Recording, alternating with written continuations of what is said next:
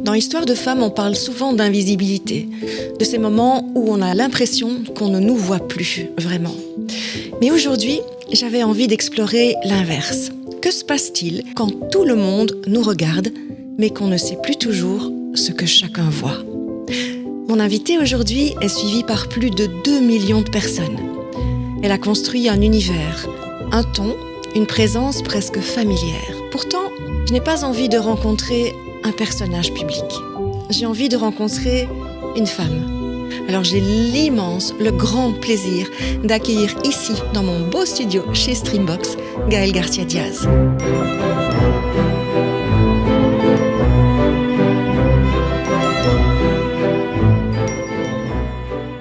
Bonjour Ivana, quelle belle intro.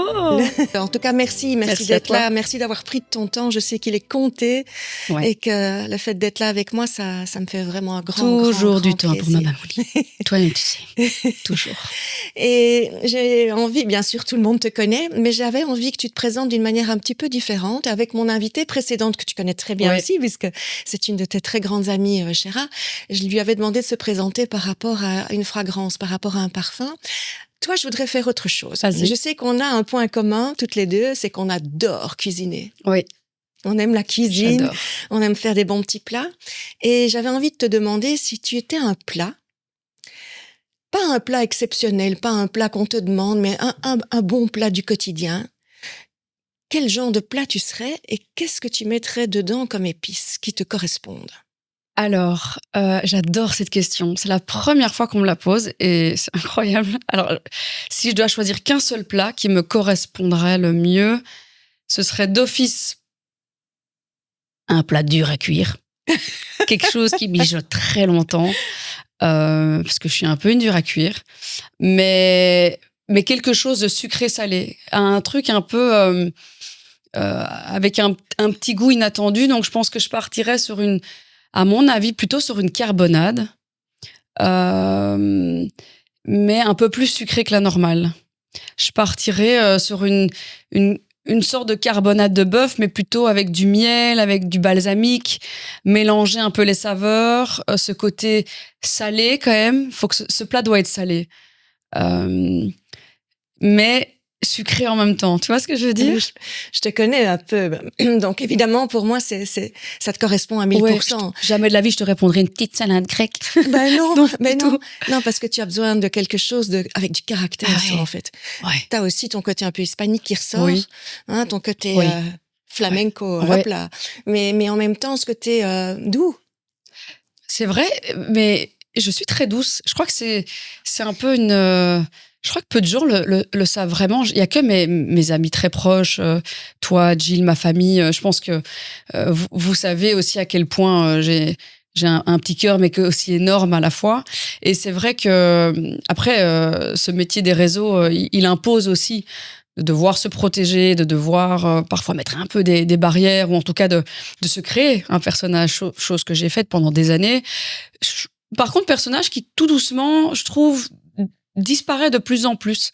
Je pense que c'est l'âge aussi qui fait ça, tu vois. On va en reparler de Ouais, ça. ok. Mais je voudrais juste avant, que représente faire à manger pour toi, en Oh. fait? Alors, quand je cuisine, alors il y a deux façons de cuisiner. Il y a la cuisine du quotidien, sous le stress, vite, pour que les enfants aillent au lit pas trop tard. Ça, c'est une façon de cuisiner qui est importante aussi et qu'il faut, mais qui est pas ma préférée. Ma préférée, c'est quand je suis tranquillement chez moi l'après-midi, les enfants sont à la crèche ou à l'école, je suis seule chez moi, j'ai vraiment pris le temps de sortir mes vieux livres de recettes, parce que oui, je collectionne les livres de recettes. J'en ai une chier. J'en ai des centaines, Et les je beaux sais plus. tabliers, parce que moi Et aussi, les j'adore ça. tabliers. Tu sais, juste le fait d'enfiler son tablier, je crois que c'est se dire, Oui, je m'accorde ce moment, en fait. Tu exactement. rentres dans ta bulle de, C'est un truc maintenant, de fou. c'est pour moi, quoi. Exactement. Le tablier, c'est ça, hein, que ça représente. Ça. Complètement. Je te rejoins. C'est vraiment le truc du je peux me tâcher. Ça y est, je let it come to me. Quoi. Il y a vraiment ce moment pour moi où là, mon cerveau, c'est dingue, il est vraiment sur zéro, quoi. Ouais. Parce que pour moi, la cuisine, c'est presque, c'est comme conduire. Je réfléchis plus, je conduis. Je suis pas en train de me dire, comment est-ce que je dois faire déjà? Non. C'est très inné, c'est quelque chose que je fais depuis des années, que j'adore, et c'est vraiment le moment où mon cerveau, il est sur zéro. Je pense plus à rien. Et puis surtout, c'est mon langage de l'amour. La cuisine, et comme toi, je le sais, c'est notre langage de l'amour. Ouais. Moi, voir mes enfants et mon mari me dire « Ah, c'est bon, ah, c'est super bon, putain, on kiffe, quoi », ça me fait un bien fou. Ouais. C'est mon médicament, en fait. C'est son médicament. Ouais, je te jure. Ouais, c'est ce qui te fait être toi, Ouais, à 100%. complètement. Ouais. Bon, tu as évidemment une cuisine magnifique, un endroit extraordinaire pour pouvoir cuisiner. Mais ce que moi je retiens, ce que moi je vois de l'extérieur, et en te connaissant quand même un petit peu, c'est ce don de toi que tu donnes dans ta cuisine, en fait. Ouais. Ouais, Tu c'est me vrai. rejoins là-dessus? Complètement. Ouais, je trouve qu'il y a quelque chose d'extrêmement poétique et de très beau dans l'idée de passer des heures à confectionner quelque chose à base d'aliments frais. Puis c'est un tout, c'est aussi aller les chercher, c'est le moment où tu choisis ta viande chez le boucher. Ah non, plutôt celle-là, pas celle-là, parce que je la trouve plus belle, parce que je pense qu'elle sera plus jolie en fin de cuisson. Enfin, c'est vraiment un tout et j'adore cuisiner. Enfin, je ne vois plus du tout ça comme un calvaire, en fait. Non, c'est vraiment la mère nourricière. Ouais. Et moi, je prends plein d'éléments, en fait, quand je t'entends parler, qui correspondent aussi à la carrière que tu as créée. Et on en reparlera tout à l'heure, Ok. je vais revenir là-dessus. Mais déjà par ton équipe, en fait, tu vois. Ce Ouais. que tu crées dans tes cosmétiques, dans tes soins, dans ton make-up, mais que tu donnes aussi à ton équipe, c'est ça. Ouais. Tu leur donnes une forme de nourriture. Ouais. J'adore. On est C'est bien tellement parti. On est bien parti. Ouais. Alors, on va revenir un petit peu en arrière quand même. Hein. J'aimerais savoir qui était Gaëlle avant que tout le monde pense savoir qui était Gaëlle. Oh. Donc, pas forcément petite, plutôt Comme jeune. tu veux. Quand toi, tu sens que tu as eu ce moment où voilà, tu as bifurqué vers cette image un peu publique. Mais ça a été tôt, moi, en C'était vrai. tôt, J'ai ouais. commencé très, très tôt parce qu'en vrai, les premiers moments vraiment où je me suis exposée, que ce soit à travers la télé ou les magazines ou même les réseaux, ça c'était évidemment un peu plus tard, mais en vrai, cette exposition, elle a été faite très jeune. Moi, j'ai commencé les shootings, etc. Et j'ai commencé à travailler pour la télé flamande, j'avais 19 ans. Mon premier shooting, j'étais même pas majeure. Ma mère a dû signer une dérogation à l'époque pour que je puisse être en couverture du magazine. J'avais à peine 17 ans. J'allais sur mes 18. Et en vrai, c'est très jeune quand même. Pas aussi jeune, évidemment, que certaines mannequins qui vraiment, déjà toutes petites, sont sur les devants de la scène, j'ai envie de dire. Mais voilà, j'étais encore complètement en construction. Mais déjà là, les gens avaient une image approximative de qui j'étais ou de qui je pouvais même être. La vraie Gaëlle, avant tout ça, ouais, je crois que c'est l'enfance et vraiment la toute petite adolescence, j'ai envie de dire, jusqu'à peut-être l'âge de 15-16 ans. Mais déjà, à cet âge-là, en vrai, cette Gaëlle-là, c'était une Gaëlle qui... j'ai toujours aimé me projeter. Moi, je rêve de choses qui vont arriver plus tard. Tout le temps, et encore aujourd'hui. J'adore me projeter, c'est un peu une safe place que de m'imaginer ce que sera la vie dans 6 mois, dans 1 an, dans 10 ans. Okay. Ce qui peut faire peur à certaines personnes, moi j'adore. Tu peux m'expliquer un peu plus? C'est-à-dire que toi, tu visualises certaines choses que tu voudrais qu'il arrive? Tout le temps, depuis toute petite. Donc, c'est-à-dire que même à l'âge de 10 ans, je me projetais déjà, je ferais quoi comme métier, quelle maison est-ce que j'ai envie d'avoir. C'est marrant parce que dans le podcast avec Jill, elle expliquait, t'adorais avec la voiture, voir les belles maisons, avec Jill derrière dans la voiture et waouh, et un jour peut-être. Et c'est fou parce que ma mère avait ça un peu aussi. Et c'est vrai que cette espèce de projection, elle commençait déjà très jeune parce que j'adore les belles choses, mais pas dans un sens négatif du terme. Je suis pas avare, j'ai pas ce truc de je veux la puissance, la richesse. J'aime juste les belles choses. J'adore les belles choses. Et aussi petite et insignifiante qu'elle puisse avoir l'air, tu vois. Et c'est vrai que toute jeune déjà, j'avais cette espèce de... J'étais une gamine qui rêvait tout le temps, qui rêvait des boulots qu'elle avait envie de faire. Donc déjà, il y a quand même ce côté... travail, tu vois, à quoi est-ce que je vais ressembler plus tard. J'étais très, très, très omnibulée par mon physique. Mais de nouveau, plus, je vais être comment quand je serai grande? Par curiosité? Ouais, vraiment ce truc du, est-ce que est-ce que je vais être grande? Est-ce que je vais être petite? Est-ce que je vais être mince? Est-ce que je vais être un peu plus voilà, un peu plus large? Est-ce que je vais avoir du succès? Est-ce que je vais avoir un chouette mari? Mais jamais les enfants. Par contre, là, vraiment, la maternité, c'est quelque chose qui s'est développé très, très tard chez moi. Mais tout le reste... Et je me faisais plein de films, en fait. J'adorais rêver de choses...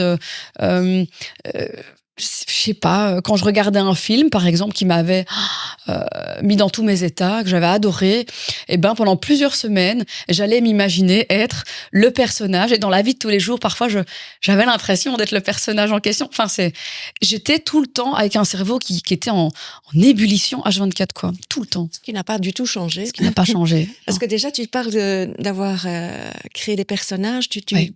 En fait, tu vivais ta vie comme si tu marchais à côté de la tienne déjà un petit peu, non? Un peu, ouais. Ah, c'est un peu ça, en fait. Ouais. Sans vraiment savoir à quoi elle allait ressembler, mais peut-être qu'inconsciemment, j'étais déjà OK avec l'idée qu'elle sera probablement un peu différente de celle de Monsieur, Madame, tout le monde. C'est ça que j'allais te demander. Est-ce que tu avais la sensation, aussi petite que tu étais, de ne pas vouloir entre guillemets, la normalité ou la banalité? Un peu, je crois. On s'entend, hein, banal pour nous, parce que voilà, on rêve haut et fort. Ouais, mais peut-être que c'est ça. Est-ce que tu avais dans ta tête une sensation de vie banale quand tu étais petite? Mais en fait, je savais déjà toute jeune que je ferais pas un 9 to 5. Déjà, quand on me demandait tu veux faire quoi comme métier, le premier boulot que je voulais faire, c'est pas une blague, c'était monter mon institut de beauté. J'avais 8 ans. Ah ouais. Et vraiment, j'avais dans la véranda de mes parents, qui était une serre, en plus c'était horrible, il faisait 60 degrés dans ce truc, j'avais installé une grande table avec des coussins et des matelas. Et j'avais organisé tout un petit fascicule avec des prix et des massages du visage et du corps. Et j'avais créé mon petit institut, mais j'étais toute petite, j'avais même pas 10 ans. Et j'adorais faire des jeux de rôle. Et donc, j'accueillais ma mère qui venait, bonjour madame, qui venait se faire masser. Donc, elle, je la massais pendant 2 heures l'après-midi, le dimanche. Elle kiffait. Ah bah tiens. Mais j'avais déjà le sens du business. Attention, il y avait le fascicule avec les prix. Et vous pouvez aussi vous prendre un petit café, un petit coca, mais c'est autant, quoi. Il va falloir douiller. Et donc, déjà, mon vrai premier boulot, le rêve que j'avais étant gamine, c'était d'avoir mon institut, d'être patronne de mon institut, parce que sur le fascicule, il y avait écrit « Chez Gaëlle, vos soins, je sais plus quoi », et c'est écrit « Chez la patronne ». Ah oui, quand même. Genre, ah oui, il y avait vraiment, et je crois que je l'ai toujours... Lady Boss. Je te jure, quoi. Je crois que ma mère a dû le garder. Je crois que ma mère a dû le garder. Et vraiment, ça, c'était mon boulot de rêve. C'était pas d'être derrière un bureau ou tu vois, je savais déjà que je voulais monter quelque chose, quoi, un truc à moi. Donc tu voulais pas être esthéticienne pour travailler pour quelqu'un d'autre, ça de toute façon. Non, mais je voulais aussi être dans l'esthétique, mais que ce soit mon salon. Pour toi. Mais tu as eu une image maternelle qui était quand même une image assez business aussi, non? Ta maman, si je ne me trompe pas, quand même toujours été une femme. Ma mère a beaucoup bossé, une femme forte et voilà dans le boulot, etc. Et, oui, ma mère a une longue carrière chez Volvo, à la com, donc chez Volvo Cars, et chose qui n'est pratiquement plus possible aujourd'hui. Je crois qu'elle a commencé comme au service après-vente de chez Volvo Trucks, vraiment, il y a, mon Dieu, plus de 45 ans. Et elle a fait toute sa carrière là-bas, au sein de la même boîte, ce qui est très, très rare.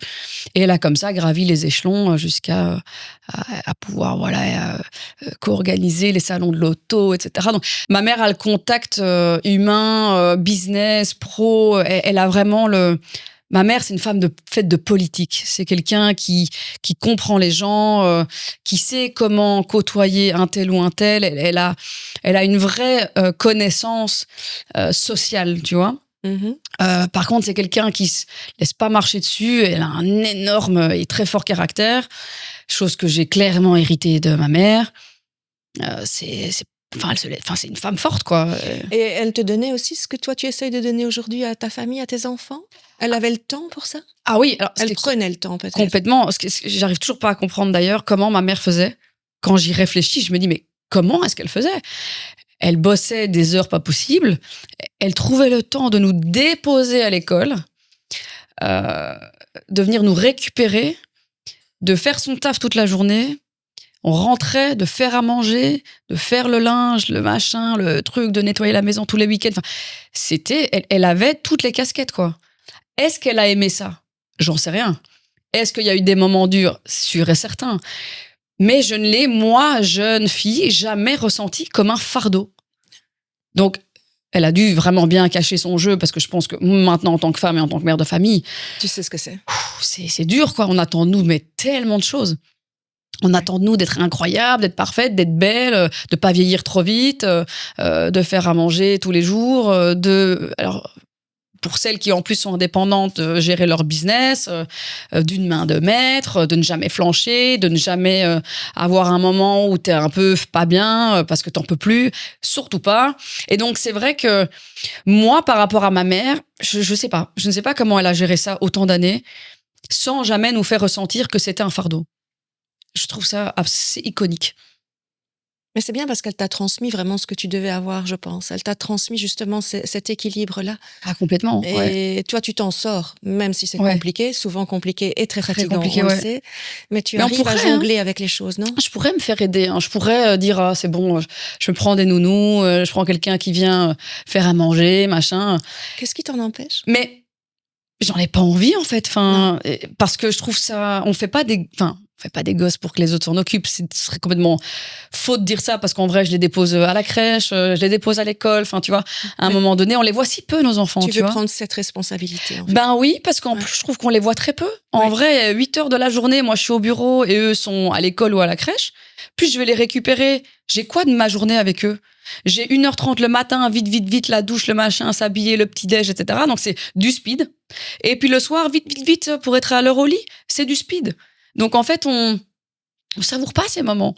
Et si en plus c'est quelqu'un d'autre qui s'en occupe, bon, à quoi bon, tu vois? Déjà, j'ai la chance, par contre, d'avoir Momo qui de temps en temps peut m'aider pour aller récupérer. Donc Morgane qui va récupérer vraiment quand c'est trop tard au Morgane, bureau. qui est ton Morgane assistante, hein? qui est mon assistante, ouais. Et qui du coup, ben parfois jump in aussi un petit peu pour les enfants. Et quand c'est vrai, j'ai des réunions jusqu'à 18h30, ben la crèche à 18h c'est fermé, quoi. Et j'aime pas qu'il reste super tard, vu que Dan est généralement déjà rentré avec Jake. Et donc, oui, parfois, elle m'aide pour aller chercher le plus petit à la crèche. Mais il faut absolument que je sois rentrée avant qu'il soit au lit. J'ai envie de le voir, j'ai envie de faire à manger, j'ai envie de lui donner moi à manger. Enfin, en fait, leur vie passe si vite. Ils grandissent. Enfin, tu sais de quoi je parle, tu vois. Enfin, tu me le dis à chaque fois qu'on se croise. Ça passe tellement vite. Ça passe tellement vite, ouais. C'est en une fraction de seconde. Ouais. Ils auront 45 ans, mes fils, tu vois. Et donc, j'ai envie de savourer ces petits moments qui vont aller tellement vite et qu'on pourra plus jamais récupérer, tu vois. Et c'est dur, hein. Tu as 3 bébés. Ouais, c'est vrai. Tu en as 3? T'allais dire Martine ou mon mari? J'oserais rien dire sur Dan parce que je me permettrais pas. On va plutôt garder Martine. Oui. Mais ouais, Martine, c'est un fameux bébé, hein. Wow, c'est ton premier morceau, enfant quand même, hein. Et de là, une question aussi qui me passe par la tête. Martine, est-ce que c'est un personnage que tu as créé qui t'a permis aussi de devenir la Gaëlle sous toutes ses facettes? Je voudrais que tu nous expliques un tout petit peu comment est née cette Martine et quel pourcentage elle a, en fait. Parce que je vais pas dire que tu es 2 personnes différentes ou que tu joues un rôle, que ça, c'est pas vrai. Je sais bien que c'est pas vrai. Tu es Martine aussi. Mais quel est le pourcentage de Martine et quel est le pourcentage de Gaëlle, en fait? Alors, dans ton unité. Je vois. Tu vois où je veux... Complètement. Alors, ce pourcentage-là, en tout cas, il a évolué. Au départ, Martine, quand j'ai commencé la première vidéo YouTube de ma chaîne, faudra biper, mais qui était quand même un tuto make-up spécial make-up de grosse pute. J'y étais tout de suite, bout en train. J'ai pas été de main morte, hein, on va pas se mentir. J'ai été todo recto. Mais quand j'ai monté cette chaîne, je savais aussi que j'avais pas envie de faire les coucou les filles. Alors aujourd'hui, parce que c'était pas moi déjà. Tu voulais pas faire comme tout le monde, en fait, de toute façon, parce que ça te correspond pas. Alors, de toute façon, on ne peut pas maintenir un personnage autant d'années. Mais tu as toujours aussi utilisé l'humour, hein. Ce n'est que ça. Que l'humour d'abord. En fait, c'est un humour noir complètement décomplexé où je vais dédiaboliser toutes les insultes que j'ai pu et que beaucoup de femmes, tant de femmes ont pu avoir et entendre toute leur vie de femme. et de venir me les réapproprier de la façon que j'ai décidé de faire, comme moi j'avais envie, au pacing que je veux, au rythme que je veux. C'était ça aussi la force de Martine. C'était ce vulgairement chic, cette espèce de façon d'aller à contre-courant de la bien-pensance. Et, une femme, elle peut pas dire ça, elle peut pas faire comme ça. Et je suis arrivée avec ce créneau-là au meilleur des moments, où en fait, il y avait un peu un ras-le-bol du fait d'être lisse, de vouloir entrer dans un moule, parce que être influenceuse beauté, tu ne peux l'être que si tu es comme ça. C'est faux, je l'ai bien montré, c'est faux. Ça a cartonné alors que c'était tout le contraire de ce qui se faisait à ce moment-là. Et c'est vrai que je suis arrivée avec ma petite chaîne, avec 0 abonné, dans une horde de créatrices de contenu beauté qui étaient toutes finalement très similaires, et où je me suis dit, quitte à ce que ça floppe, autant que je tente quelque chose de différent. Et qui t'amuse. Et en plus, et là tu mets le doigt sur quelque chose de très juste, où je me marre. Bah oui. Parce que toi, tu le sais avant même que je lance cette chaîne YouTube, avec Jill, c'était déjà notre quotidien, c'était déjà la façon dont vous parliez. Dont on parlait. Bah et, enfin, je n'ai fait que prolonger finalement ma proximité très personnelle avec mes amis, mais pour tous. Et j'en ai fait une chaîne YouTube. Parce que moi, avec mes potes, on parle comme ça. On se parlait comme ça. Et c'est vrai que Martine, en fait, à la base, mon audience s'appelait Martine. Puis je suis devenue Martine. On est toutes des Martines. Parce qu'être une Martine, c'est devenu vraiment ce truc du « Allez, ma petite Martine, sors-toi le balai du cul et let's go et on va se marier. Et je vais t'expliquer comment te maquiller pour être la plus bonne de tes copines. Et ce soir, ça va pécho. On va pécho ce soir. Quoi que t'aies envie de pécho, on va pécho. » Et je pense que les gens ont vraiment eu ce truc du « Ah putain, c'est ça. » J'ai l'impression d'avoir ma meilleure pote, comme si tu te prépares un peu avec déjà un verre dans le nez avant d'aller en soirée. Ton premier verre, en fait, ou tes 2 premiers verres avant de sortir. Et tu te maquilles en même temps. C'était ça, Martine. C'était cette pote un petit peu disruptive, un peu complètement débile, qui vient te raconter sa journée et accessoirement te dit non, mais comme ça, ton mascara. Tu vois, pas comme ça. Ton liner, mets-le plutôt comme ça. Alors qu'en vrai, à la base, j'étais pas non plus une incroyable make-up artiste, tu vois. Mais c'était le ton, c'était juste la façon dont c'était fait qui a plu aux gens, tu vois. Mm-hmm. Et en termes de pourcentage, pour revenir à ce que tu me posais comme question, au départ, c'était finalement 80-20, parce que Martine, c'était juste moi dans ma sphère privée. Ok. Et je l'avais juste un peu grossi. C'est ça. Donc Martine, elle était quand même bien présente. Elle était bien présente, j'avais juste un peu grossi. Et comme je te disais là tantôt, on ne peut pas tenir un personnage autant d'années si c'est pas nous, in fine, un peu ce personnage. C'est ça. Et puis, c'est vrai qu'au fil du temps, avec les années qui passent, et puis surtout maintenant, je suis devenue maman, je suis mariée, j'ai quand même cette casquette aussi d'entrepreneuse, et c'est vrai que j'ai pas envie de dire que je me suis lissée, mais en fait, elle a grandi, cette Martine. L'humour pipi caca prout, qui me faisait vraiment marrer à l'époque, il me fait peut-être un peu moins rire aujourd'hui, tu vois. Et peut-être aussi. Et ta communauté a évolué. Exactement. Ils ont grandi, elles ont toutes grandi aussi avec toi, en fait. Exactement. Ouais. Il y a un temps pour tout. Tout à fait, c'est très juste. Il y a un temps pour tout. J'ai quand même vers les 40 ans. Donc, à un moment donné, voilà. Est-ce que, pareil, il y a un âge pour pouvoir avoir tel ou tel style d'humour? Non. Mais moi, en tout cas, je me sens plus à l'aise être dans plus du vulgairement chic, mais intelligent et bien écrit et bien réfléchi. Et de m'exprimer peut-être autrement aussi dans mon côté un peu brisage de code. Je vais plutôt le faire à travers mes campagnes, à travers mes business. Je vais prendre des risques que d'autres n'auraient jamais osé prendre, mais peut-être moins dans le facile et gratuit, mais dans du plus poussé et plus pro, tu vois. Et là, je te rejoins parce que moi, je connais très bien ce métier, tu le sais. Oui. Et je pense que ce qui fait aussi ton énorme succès, c'est aussi la qualité de tes produits. Mmh. Et tu sais de quoi tu parles. Mmh. Moi, c'est toujours ça qui m'a ébloui. Quand tu lis une listing key, pour celles qui ne savent pas ce que c'est qu'une listing key, c'est ce qu'il y a derrière les produits où vous comprenez rien. La plupart des choses sont en latin, mais qui fait la composition des produits, ce qui est indispensable aujourd'hui. Quand toi, tu lis une listing key, c'est comme si tu lisais une recette de cuisine. Oui, hein. Complètement. Tu comprends tous les ingrédients, tu sais très bien qu'est-ce que quoi va faire, où ça va travailler, pourquoi tel pourcentage. Donc, en fait, tu as de l'humour à fond, mais sur un fond qui est quand même vachement professionnel. Hein. Ouais. Et c'est ça, en fait, ta crédibilité, tu l'as construit sur ton professionnalisme. Ouais. Et là, personne ne peut t'attaquer. Non, c'est vrai que c'est là, pour le coup, on m'a rarement attaqué là-dessus. On ne peut pas. Oui. On ne peut pas. tu as choisi de faire des cosmétiques, du make-up nickel de chez nickel. Surtout qu'en plus, et tu le sais bien, Ivana, en tant que... Déjà, lancer une marque, c'est extrêmement stressant, mais si d'autant plus, tu sais que tu as attendu au tournant. Tu es une influenceuse. Oui, tu faisais des crash tests aussi. Hein, donc, exactement, je donne mon avis depuis des années. Tu donnais ton avis sur des autres choses, donc il fallait qu'on t'attendait au tournant, c'est clair. Oui. Et je pouvais pas arriver avec un truc éclaté au sol, pas quali, où les gens se disent non mais c'est quoi cette merde qu'elle nous vend. Et puis surtout, dès le départ, je savais que je voulais pérenniser. Si je monte un business et que j'y mets toutes mes billes, parce que pour le coup, Martine, j'y ai mis toutes mes billes dès le départ, ça pouvait flopper, comme ça pouvait faire un succès. Et c'est cette deuxième option qui a eu lieu. Hein. Voilà, ça a cartonné dès le départ, mais ça pouvait tout aussi finalement flopper. Mais c'est vrai que si j'ai envie de mettre toutes mes billes dans un projet, je sais qu'on m'attend au tournant. Et en plus, ça fait des années que je donne mon avis sur ce que font les autres. Je peux pas arriver avec de la merde. Non. Et puis ton audience, tu la dupes pas. Ils vont acheter une fois et puis plus jamais. Non. Et tu as un business qui va faire ça et puis en fait qui va s'écrouler parce qu'en fait le qu'en dira-t-on, le bouche à oreille, les gens vont se dire non mais en fait c'est de la merde, ça va pas du tout. J'ai tout de suite voulu faire le choix de la qualité, quitte à avoir au départ moins de références, parce que j'avais pas non plus 15 000 références, j'en avais 6 ou 8 au lancement de la marque, ce qui est très peu. Où j'étais évidemment que sur la cosmétique, c'était pas du skin.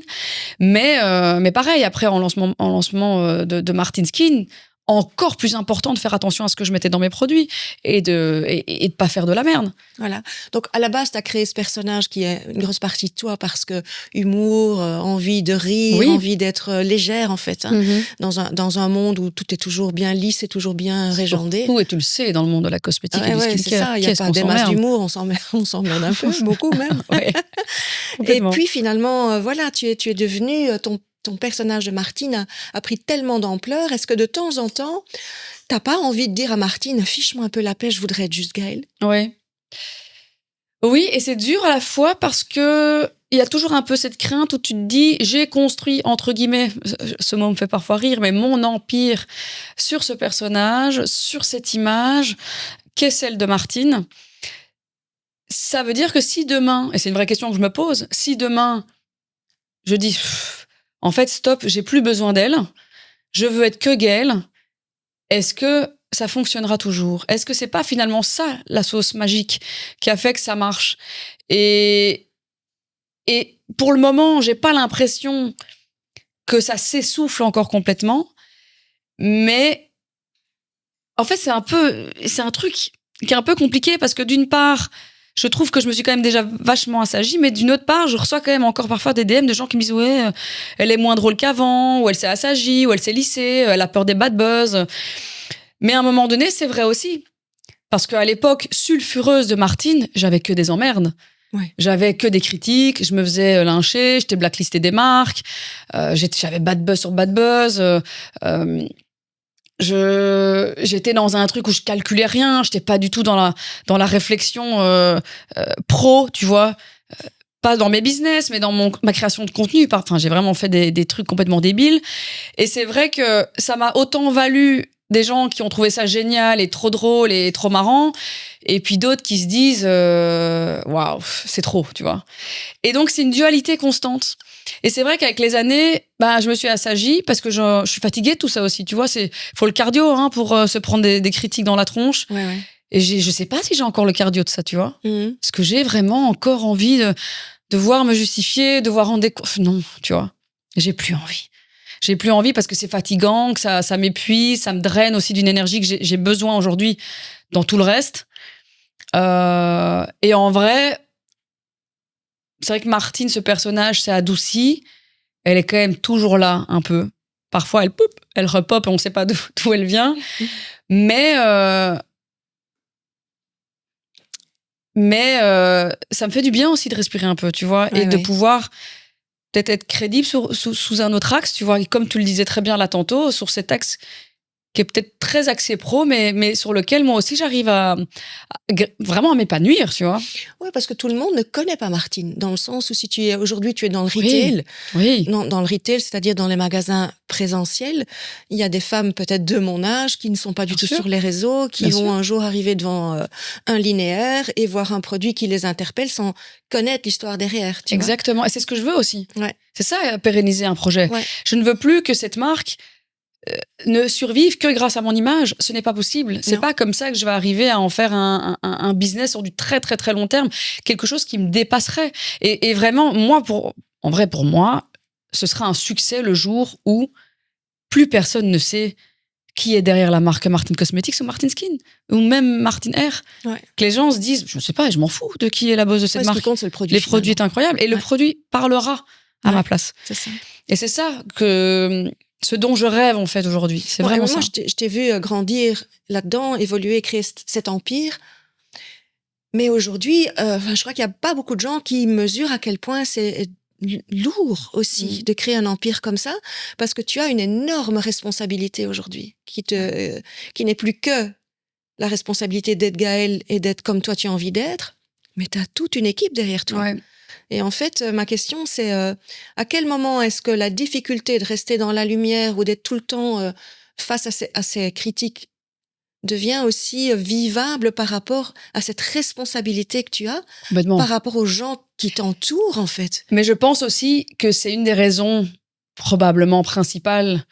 Et en vrai, c'est bien que tu le soulèves parce que j'en aurais peut-être pas parlé naturellement, mais je pense qu'une des raisons pour laquelle je me suis vraiment aussi assagie avec les années, c'est qu'aujourd'hui, Martine, c'est une vingtaine d'employés. C'est ça, hein. C'est une responsabilité énorme parce que ces gens remplissent leur frigo. J'ai pas envie de dire que grâce à moi, parce qu'ils font le taf aussi pour que la boîte, elle tourne.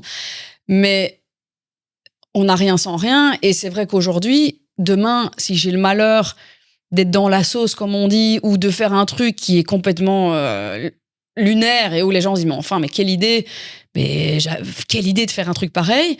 Ça a un impact direct sur les gens qui travaillent pour moi. C'est pas des externes, c'est des employés, ils ont des contrats à durée indéterminée, c'est des CDI, c'est des gens qui ont des enfants, c'est des gens qui viennent du lundi au vendredi, qui se lèvent, qui s'investissent dans ma boîte, qui s'investissent dans la marque. Et après, évidemment, ils sont payés pour, hein, ils font pas du bénévolat, hein, mais il y a un certain crédit aussi à leur rendre et c'est vrai que je ne peux plus aujourd'hui prendre le risque de foutre en l'air mon business parce que j'ai dit un peu trop haut ou trop fort ce que je pensais tout bas. Ouais. Et c'est très dur parce que c'était la force aussi de ma chaîne et la force de ma personnalité, c'est que généralement, je dis très très fort ce que la majorité pense tout bas. Et très longtemps, je m'en foutais de prendre des coups pour les autres. Et ça faisait aussi le succès finalement de mes projets et le succès aussi de ma chaîne. Et parce qu'il n'y a rien à faire. Ce succès-là me permet aussi d'avoir une acquisition de potentiels nouveaux clients. Et c'est finalement un cercle, tu vois. Mm-hmm. C'est un petit cercle qui tourne tout seul. C'est vrai qu'on dit aussi qu'on demande aux femmes qu'on dit fortes plein de choses en fait. Mais on leur autorise pratiquement jamais à avoir des faiblesses. Comment tu ressens ça ? C'est vrai que et c'est même dans la sphère du travail en tant que en tant que CEO ou chef d'entreprise, et je pense que beaucoup de femmes qui sont indépendantes vont peut-être se reconnaître dans mon discours, mais on porte sur nos épaules tellement de responsabilités, que ce soit par rapport aux employés, que ce soit par rapport à sa famille, que ce soit par rapport à ses amis aussi. Le fait de continuer d'avoir une vie sociale, malgré le fait de ne plus avoir une seconde pour soi. Mais d'un autre côté, on n'a pas le droit de se plaindre parce qu'on l'a choisi. On gagne bien nos vies. C'est le prix à payer pour pouvoir s'offrir la maison de ses rêves, pour pouvoir partir en vacances. Quand on a le temps. Quand tu as le temps de quand j'ai partir en le temps. Mais en tout cas, de pouvoir faire ses courses sans regarder le prix. C'est une vérité. Moi, ça fait très longtemps que je ne regarde plus le prix d'une tomate ou d'un pain au Delhaize. C'est une chance qui est énorme, surtout par les temps qui courent. Mais tout ça, c'est le prix à payer. Et donc, cette pression-là, amène à ce que tu dis très justement, on n'a pas le droit de craquer. On n'a pas le droit de pas être bien ou de se dire putain, j'en peux plus. En fait, j'en peux plus, j'en ai marre. J'ai déjà souvent voulu jeter l'éponge parce que c'est humainement drainant, physiquement fatigant. L'entrepreneuriat, il faut le cardio. Ce n'est pas fait pour tout le monde. Les gens, je vois souvent des podcasts en mode tout le monde peut faire ce qu'il veut, tout le monde peut monter le projet dont il rêve. Et c'est vrai et pas vrai en même temps. Parce que l'entrepreneuriat, être son propre patron, c'est un peu une prison aussi de plein de choses. Beaucoup de sacrifices. Énormément de sacrifices, mais surtout, il faut le cardio, il faut être prêt à ça. Il faut être prêt à bosser, vouloir gérer des équipes. Si ta société, ton idée de projet nécessite de t'entourer, vouloir déléguer, enfin, il y a énormément de sacrifices à faire. Et le problème, c'est que comme quand tu as en tout cas une boîte à succès qui marche bien, tu dois payer le prix de ce succès et c'est comme ça. T'as voulu cette vie, c'est vrai. T'as voulu le succès, c'est vrai. T'as voulu des finances confortables, c'est vrai. Et bien maintenant, il va falloir l'assumer. Et ça passe en effet par ne pas dire quand on ne va pas bien, ne pas pouvoir flancher au bureau, ne pas pouvoir péter un câble. Parce que parfois, t'as juste envie de péter un câble, mais tu te dis, surtout pas. Qu'est-ce qu'on va penser? Qu'est-ce qu'on va dire de moi? C'est très drainant, tout ça. Extrêmement drainant. Le poids de l'image aussi, tout le temps. Alors ça, c'est encore autre chose. Le poids de l'image, en tant qu'entrepreneur, c'est déjà très compliqué comme ça, mais quand en plus t'es influenceur, quand en plus ta vie, c'est les réseaux sociaux. Moi, j'ai des employés, avant d'être mes employés, ce sont des fans. Ouais. C'était des abonnés. Ouais. Et il y en a plusieurs qui me suivaient et qui ont postulé, qui ont eu le job. Je pense même pour eux, c'est particulier quand même, tu vois, de devoir à un moment donné un peu se dire « Ah ouais, c'est... Oui, bon. » Le backstage est différent en fait. Ah, oui. C'est un peu back to reality, ce qu'ils vivent. Et parfois, c'est déstabilisant aussi pour toi, mais déstabilisant aussi pour eux. Pour eux, bien sûr. Et surtout quand la boîte, elle grandit. Ils se sont créés une certaine image. Ouais. De là, ça rejoint notre première question. C'est vrai. Qui est Gaëlle, en fait, quand on s'imagine connaître qui est Gaëlle. Ouais. C'est vrai. Et puis surtout quand la boîte grandit, au plus elle grandit, au plus il y aura des employés. Enfin, rien que sur les 3-4 dernières années, j'ai engagé, je crois, 15 ou 16 personnes. Ouais. Ce qui est énorme, tu vois, juste sur ces dernières années. Et on ne fera que grandir. C'est le but, évidemment, d'avoir une société qui est en hypercroissance. C'est que ça grandit. Il y a des énormes projets, il y a des énormes enjeux. On n'est plus une start-up, on est vraiment une société qui est instaurée. Ça fait 8 ans qu'on est là, on fait des vrais chiffres d'affaires. Donc, il y a quand même ce truc où ça n'ira pas en s'améliorant, ce truc-là, tu vois. Non. Et c'est vrai que, à un moment donné, mon rôle aussi de CEO, qui avant était CEO et aussi toujours un peu la bonne copine et un peu la collègue, tu vois. On était presque tous au même niveau finalement, parce qu'on était tous là. Parce que vous avez grandi ensemble. Exactement. Le noyau dur qui était là au départ. Il est toujours là d'ailleurs. Et il a grandi avec toi en fait. Il grandit. Mais tout a changé. Toute la structure a changé, on la professionnalise, on commence à créer un peu du cadre aussi dans tout ça. Et c'est compliqué, c'est pas le plus facile. Non. Mais il faut aussi à un moment donné se laisser le temps de mettre des choses en place et de laisser cette structure aussi prendre forme. Et c'est une nouvelle façon de travailler qui est très compliquée, où moi, je dois aussi de plus en plus accepter de m'écarter un petit peu du day-to-day, parce qu'en fait, ce n'est pas compatible. Non. Ce n'est pas possible. Et c'est peut-être aussi péjoratif pour ta créativité, quelque part. Mais Ivana, complètement. Ouais. C'est le pire truc. En fait, tous les soucis RH, les soucis structurels d'une entreprise, c'est atroce. Toi, tu dois pouvoir être dans ta tête et créer. Complètement. Ce qui a fait l'origine. Exactement. Mais qui est-ce qui est là pour tenir Gaëlle quand Gaëlle tient tout le monde, en fait? Mon mari. Incroyable. Dan, mon mari qui est aussi directeur. Parce qu'il travaille avec toi aussi. Exactement. Il est directeur général de la boîte, donc... Il arrive dans le privé à te faire recharger tes batteries? À mort. Parce que on est une équipe, on joue le même jeu en fait. On est vraiment... Il marque, je marque. C'est assez particulier parce que Martine en tant que telle, il n'y a pas des parts dans Martine. 100% des parts de Martine m'appartiennent. la société Martin SA ne m'appartient qu'à moi. Il est employé, Dan. Il n'est pas externe, il ne me facture pas, il a son salaire. Mais c'est comme si c'était son bébé, comme si c'était le mien. Et voilà, c'est quelque chose qui peut peut-être évoluer avec les années, et peut-être que c'est une structure qui changera. Peut-être qu'à un moment donné, on estimera que ce sera le bon moment même pour lui, parce que c'est une vraie responsabilité aussi de prendre des parts dans une boîte. Enfin, c'est quelque chose qui doit se décider mûrement, tu vois. Mais il se comporte avec cette entreprise comme si c'était la sienne. Et personne d'autre que lui ne pourrait le faire aussi bien, en fait. Parce qu'il comprend les enjeux et il comprend mon stress.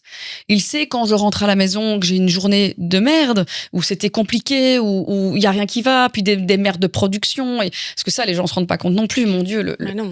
La production, la réelle production des produits, quel cauchemar.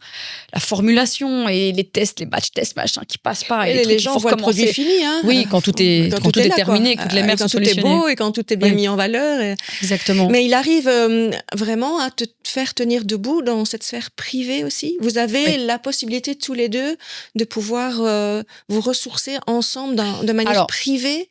Ça, c'est un peu plus compliqué, mais c'est de notre faute. C'est vraiment de notre faute parce que je trouve qu'on doit plus s'octroyer des moments à nous deux. Parce qu'en fait, la sphère privée, pour nous, elle est devenue fin de journée, les enfants dorment et on débriefe du boulot. Ouais. C'est pas la sphère privée. Ça, la sphère privée, c'est de se faire un dîner, rien qu'à nous deux, de se faire une fois un petit week-end en amoureux. Oui. Et en fait, c'est vrai que, oui, mais tu vois, on a toujours cette espèce de syndrome, et beaucoup de parents l'ont, de pas vouloir faire chier les gens, de pas vouloir demander, tu serais OK de garder le petit ce week-end? En fait, on a peur de ça, parce déjà, on a peur d'avoir des non. Et c'est complètement con parce qu'à chaque fois qu'on a osé le demander, on a eu des oui. Et puis, il faut rendre l'appareil aussi, tu vois, c'est important. Mais oui, c'est notre responsabilité aussi de se dire, il faut qu'on se trouve du temps pour nous parce qu'en fait, c'est pas possible.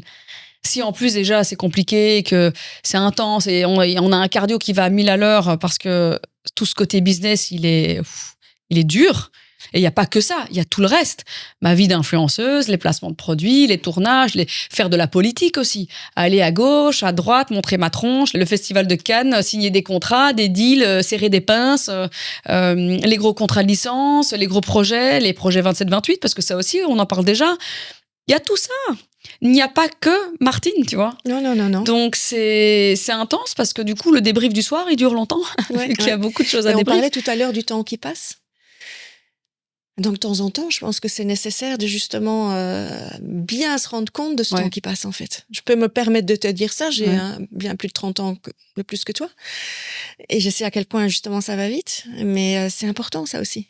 Avoir le moment de se dire, j'ai le droit de respirer un petit peu et j'ai le droit de me ressourcer pour finalement garder cette chose très, très importante qui est la base de tout, parce que c'est ça qui a commencé votre couple et votre couple de parents. C'est marrant que tu dises ça, parce que tu te rappelles quand je venais d'accoucher de Joe, je pense, tu m'avais dit, on était dans le jardin chez Jill, et on était toutes les deux sur cette balancelle. Ouais, sur cette balancelle, et on discutait, et tu voyais, je pense que c'était vraiment le moment où il fallait me dire les mots que tu m'as dit, c'était vraiment ce truc du préservez-vous.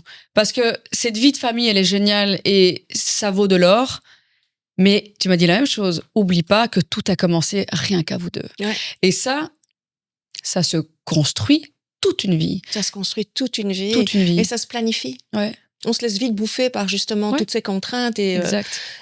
Je le connais, tes contraintes. Elles sont énormes. Je crois qu'il n'y a pas beaucoup de gens qui mesurent ça. Et c'est important. Ouais, c'est important. Je parle un peu comme une grand-mère, mais bon, je suis une grand-mère. Non, mais... Et quelle belle grand-mère. Franchement, mon rêve d'être une grand-mère comme ça, mon Dieu. C'est tellement important. Parce que nous, on se voit parfois en dehors, je vois comment vous fonctionnez et je me dis, est-ce qu'ils ont vraiment compris qu'ils doivent se préserver? Mais tu sais pourquoi, Ivana? Parce que, en fait, faire ça, retrouver du temps rien que pour nous deux, eh bien, c'est le seul moment, en fait, où je peux juste être une femme. Une vraie femme. Parce qu'au bureau, je suis pas juste une femme. Je suis une chef d'entreprise, je suis la patronne, je suis celle qui remplit le frigo. Finalement, c'est ça. sur les réseaux, être une femme, mais avec toutes ces autres casquettes. Il y a que en amitié et en amour où on est vraiment qui on est. Où il y a vraiment cette transparence sur notre réalité, notre vérité. Il me connaît dans toutes mes failles. Et de pouvoir juste être un peu de nouveau cette gamine qui pense pas au travail ou qui pense pas à un masque à porter parce que c'est insouciance. Je la retrouve chez mes amis et chez mon mari. C'est ce que j'allais te dire aussi. Tu as un cercle d'amis, si je ne me trompe pas, assez restreint en fait. Tout petit. Minuscule. Et qu'est-ce qui t'apporte ces amis en fait? Qu'est-ce que tu attends d'eux? Qu'est-ce qui t'apporte? Alors, l'amitié, c'est vraiment cette famille qu'on a pu choisir, et quelle chance au moins de pouvoir en choisir une. Mais le fait aussi, c'est marrant parce qu'avec Jill, on a finalement ce même groupe. Ah oui. Il est identique. Vous êtes, ouais, c'est les mêmes. Il est vraiment identique et ces gens-là m'apportent une sérénité, m'apportent une douceur de vie que je ne retrouve que là. Il t'apporte du souffle. Complètement. C'est vraiment ça. C'est le moment... C'est ta bulle d'oxygène. C'est une bulle d'oxygène. J'ai le droit d'être comme j'ai envie d'être, dire ce que je veux, vider mon sac quand ça va pas, de pouvoir pleurer, rire. Il n'y a aucun jugement dans ce groupe d'amis. C'est ça. Aucun mépris. Il n'y a rien de tout ça. Mais quel bonheur. Et c'est tellement rare. C'est tellement rare d'avoir des amis qui ne vous jugent pas sur rien. Aucun aspect de votre vie, vous serez jugé. Non. C'est un peu la table de Jésus, quoi. C'est vraiment... Il y a un peu Jill au milieu, et puis il y a tout le reste. Et nous, on vient tous vraiment s'agenouiller à ses petits pieds, genre, oh, quel bonheur. Ses petits pieds. Oui, après, c'est Doritos immonde. On a même, elle et moi, on a en plus les mêmes pieds. Vraiment, nous avons des vilains pieds. Peut-être que tu as été ma fille dans une autre vie. Peut-être, franchement, c'est possible. Il y a vraiment ce truc du we're home. Tu sais, tu peux et vous pouvez tous ensemble déposer en fait. Oh, qu'est-ce qu'on dépose? C'est vraiment votre sac à dos que vous déposez à l'entrée. Exactement. Et on le laisse là. Oui. Pour un moment, pour un week-end, pour voilà un moment ensemble. Et bon, c'est vrai qu'il faut le reprendre quand on s'en va. Oui, mais il est un peu plus léger. Mais il est plus léger. Il est un peu plus léger. Ouais. On ne sait pas comment, mais il y a des petites choses qui ont disparu. Quel cadeau merveilleux. Est-ce que c'est pas ça l'essentiel? Complètement. Exactement. Et d'avoir cette chance aussi que nos enfants s'entendent tous tellement bien. Et grandissent ensemble. Et puis d'autant plus avec Gilles qui habite à côté maintenant. Enfin, c'est incroyable. Et moi, je me réjouis aussi. Mais ça va être... Plus haut. Mais quel bonheur de plus devoir te taper une heure d'eau. Babysitting. Ah non, mais vraiment. Attention, c'est pas tombé dans l'oreille d'une source. Un petit dîner avec Dan. Bah oui, la rescousse. Non, avec plaisir. Et ça m'amène peut-être à ma dernière question, si tu veux bien. Bien sûr. Tu sais que j'ai toujours un rituel ici... mon fameux miroir.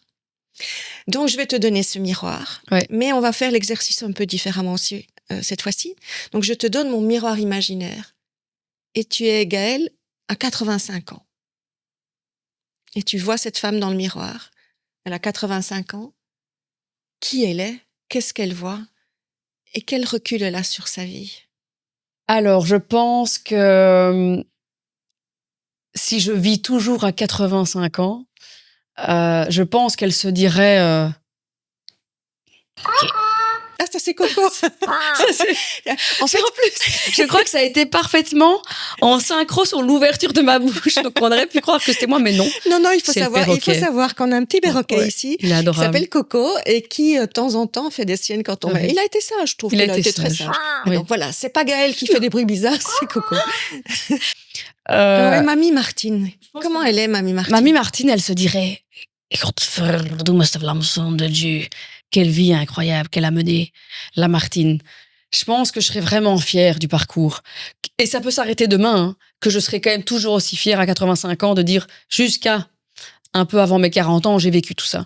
Je me souhaite évidemment que ça va perdurer encore de nombreuses années, mais je pense qu'avant toute chose, elle aura une fierté de se dire, elle a fait tout ça,